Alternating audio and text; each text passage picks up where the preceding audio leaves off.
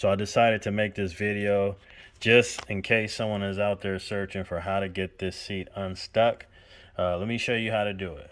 And I decided to make a video instead of making it short because they don't really give you enough time on those shorts.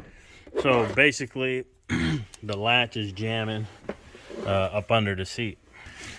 Take a look at this latch back here, and you'll see exactly what I'm talking about. So right here is where it's jammed.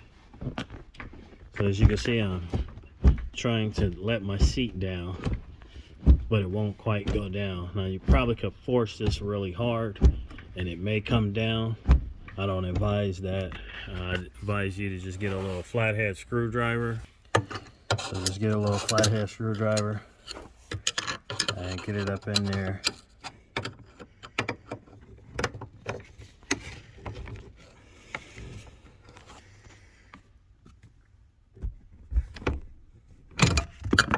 Alright, so did that with one hand, but it's much easier with two hands. Alright, so now I'll put some of my stuff back here.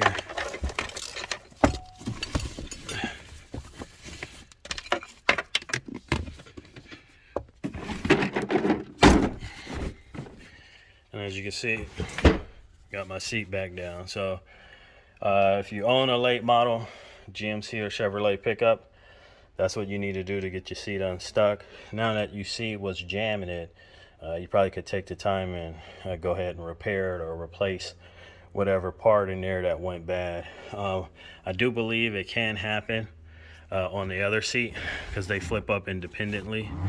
So if that's the case, it's more than likely the same deal.